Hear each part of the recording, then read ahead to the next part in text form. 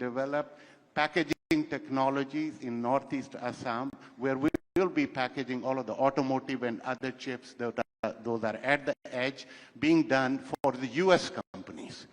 Partnership-wise with the US, because Semiconductor brings us together, we are working with companies like Analog Devices, Qualcomm, Synopsys, and Intel, where we have memorandum of understanding to work together to deploy the ecosystem. Sometimes we are the customers, sometimes they are the customers. So at a holistic level, that engagement moving extremely well. On mobile phone, we are producing now, I think this year, India produced mobile phones worth 70 billion in the last year, 30 billion of which were exported out.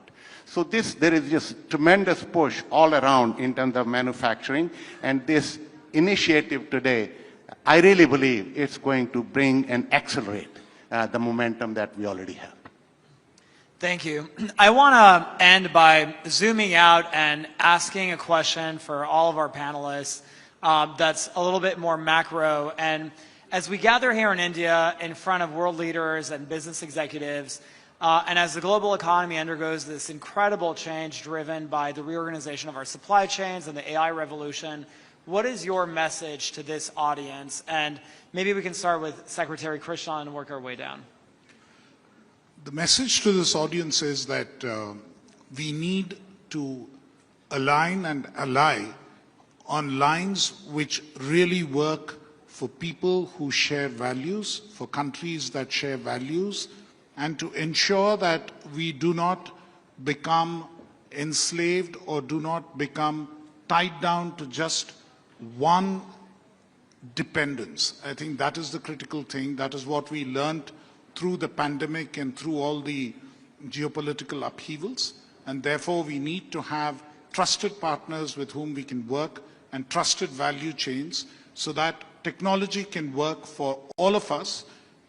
In organizing this India AI Summit, I think what we have truly managed to do is to democratize an important element of technology. The people have been let into the room, and that needs to continue through valuable partnerships. Thank you. Ambassador Gore, you talked about limitless potential earlier.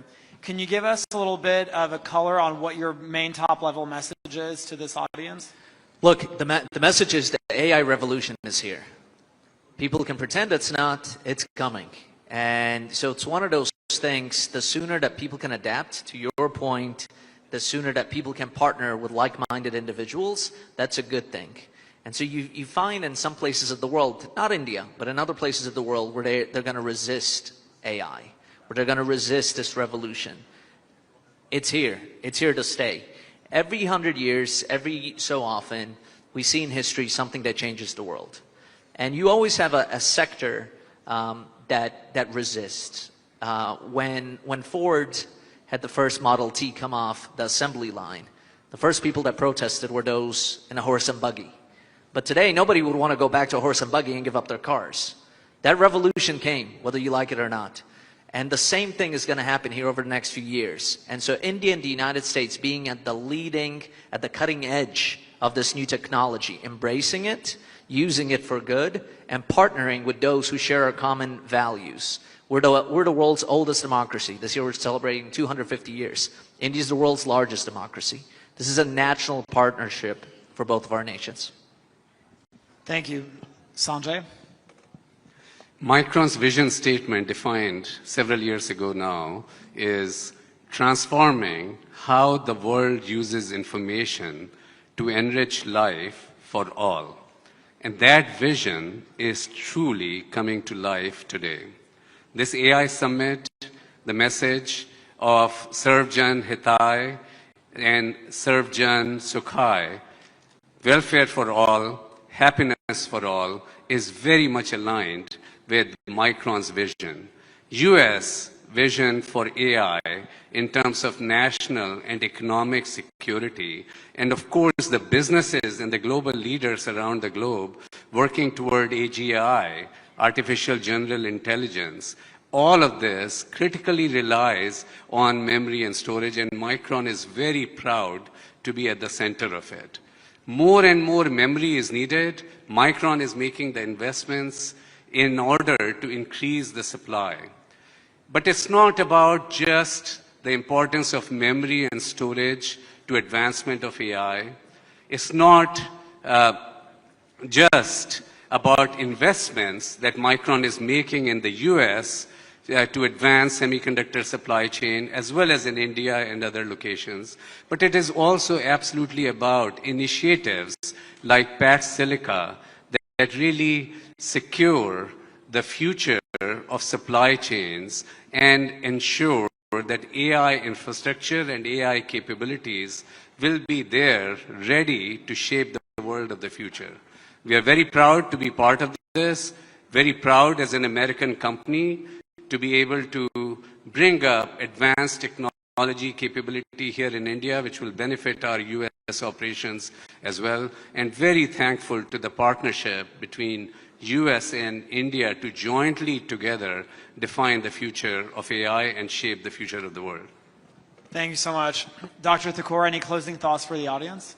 Well, thank you very much. As our Tata Sons chairman, Mr. Chandrasekaran, said yesterday, under the vision of our Prime Minister, India has treated AI as strategic national capability.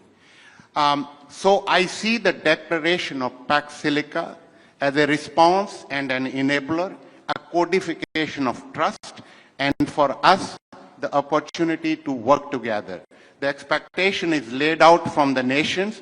It is now up to us to deliver on this promise as an industry. So, Honorable Undersecretary Halberg, Ambassador Gore, I really want to thank you from the bottom of my heart for Pax Silica. We'll make it work. Thank you. Thank you so much. Let's give a warm hand to our incredible panel.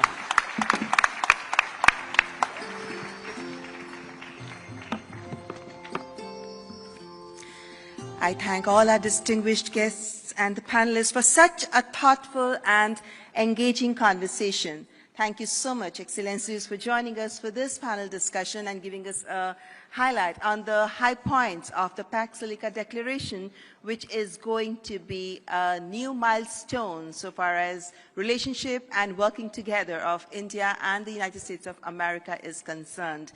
I must say congratulations to India, congratulations to the United States for entering into this declaration, this agreement, which is an important milestone. Also for this AI Impact Summit 2026. This is the signing of Pax Silica Declaration, and then it was followed by this fireside chat, and this reflects not only the strength of US-India partnership, but also the shared ambition to shape a future built on trusted technology, resilient supply chains, and responsible innovation. Ladies and gentlemen, moments like these remind us that strategic cooperation is not only about agreements, but about continued dialogue, collaboration, and shared purpose. On behalf of the India AI Impact Summit, I extend our sincere appreciation to our dignitaries, industry leaders, and all our guests for being part of this occasion. Thank you for joining us. And now we are moving on to the next very, very important session. And before I invite the panelists for this session, I would like to also invite our distinguished keynote speaker. Now I would like to take this moment to invite Mr. Michael Kratsios.